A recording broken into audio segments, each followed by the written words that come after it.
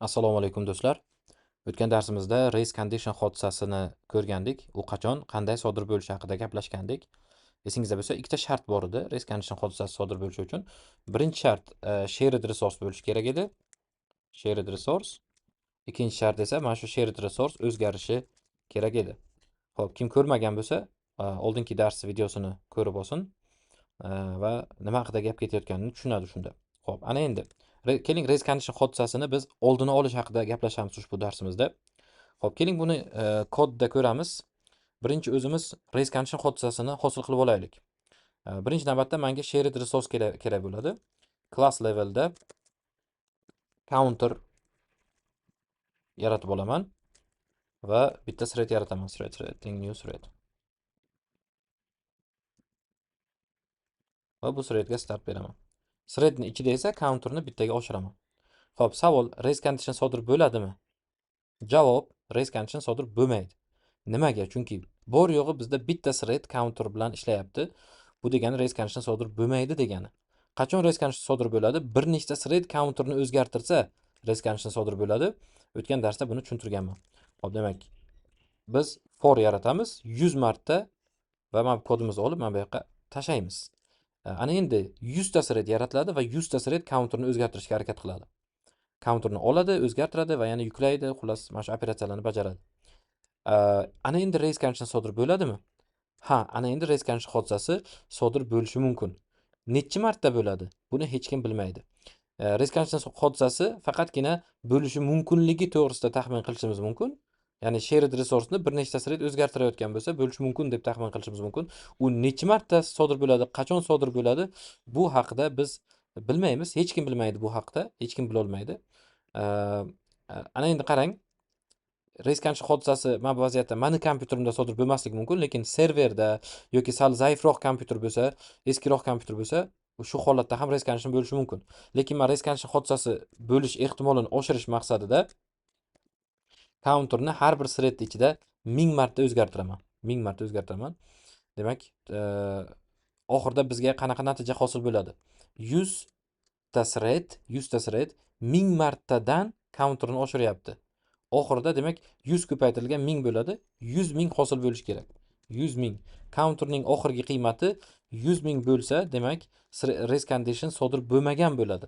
Agar 100 mingdan kam chiqsa, demak race condition sodir bo'lgan bo'ladi. Demak, esoutda counterni chiqaramiz va esoutda counterni chiqarsak, bu yerda bitta muammo bor. Men bu kodim tugamasdan turib, nariga keyingi qatorga o'tib ketishi mumkin. Chunki bu threadlar tugashini kutmaydi. Bizning main thread kutmaydi qolgan threadlarni. Threadlar bir-birini umuman kutmaydi, to'g'rimi? Shu nuqtai nazardan mana bu counter ishlab ketib qolishi mumkin jarayon tugamasdan turib. Shuning uchun biz bu yerga thread sleep qo'yib qo'yamiz. Thread sleep 3 sekund kutgin deymiz. 3 sekund kutsin va o'zi bu jarayonga ketsa 1 sekund ketadi. 1 sekunddan ham kam vaqt ketadi. Lekin men boray deb 3 sekund kutyapman.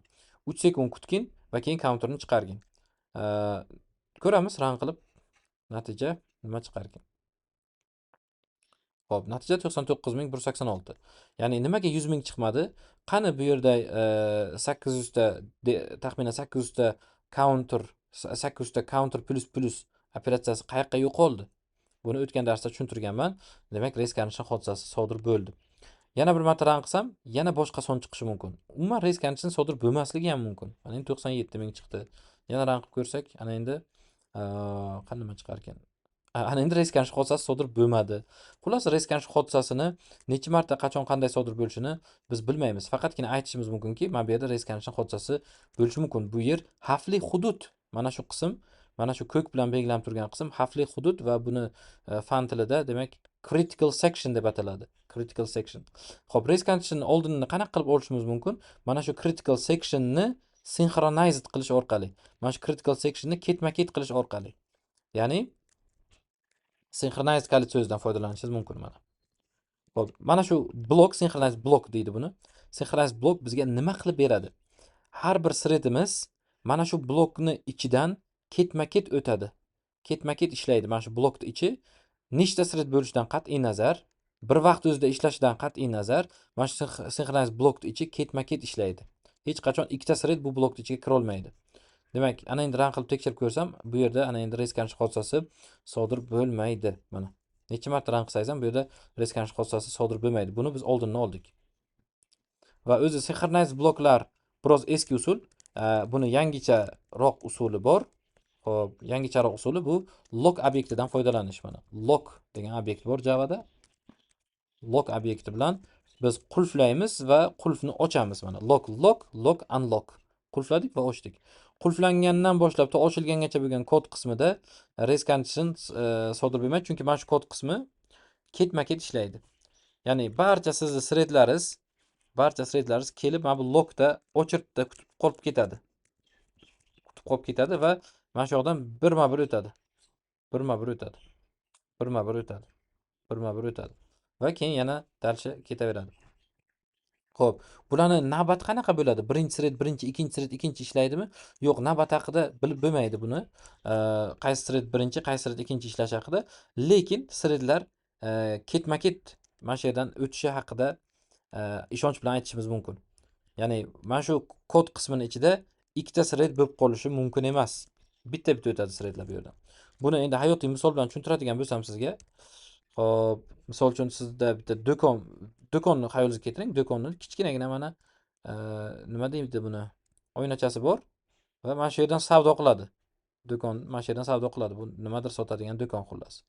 Va mana bu yerda ana endi odamlar, mana bular odamlar bo'la qolsin. Mana shu odamlar bu do'kondan narsa sotib olmoqchi. Va odamlar nima qiladi? O'zi aslida madaniyatli odamlar qator navbatda turadi. Qator navbatda turadi va bitta-bitta o'zini ishini bitirib ketaveradi. Lekin bizani, ayniqsa bizani davlatda va ko'p ba'zi bir hududlarda bu narsada farosat yetishmaganligi sababli hamma mana bunga yopishadi. Mana bu o'ynachaga hamma yopishadi. Hamma birdaniga yopishadi. Va qizig'i yo'q, hamma birdaniga yopishadimi, o'zi navbatda turadimi, qizig'i yo'q. Baribir mana bu o'ynacha faqatgina bitta odamga xizmat ko'rsatadi. Bitta odam, bitta qaysidir bir thread kirib ishini bajaradida, oladiganini olib, beradiganini beradida, ketadi. Keyin joy bo'shagandan keyin ikkinchi thread kirib oladi bu yoqqa. Boshqa bir thread kirib oladi. Aynan ikkinchi emas, boshqa bir thread kirib oladi va boshqa thread ham ishini bajaradi va u ham ketib yuboradi. Keyin boshqa thread. Keyin boshqa thread. Mana shunday qilib palapartish ravishda threadlar shared resursini o'zgartiradi. Palapartish ravishda mana bu lock unlockdan o'tadi threadlar desak to'g'ri bo'ladi. Qaysi biri birinchi, qaysi biri ikkinchi buni aytib bo'lmaydi. Va biz race condition oldinni oldik mana shu tariqa.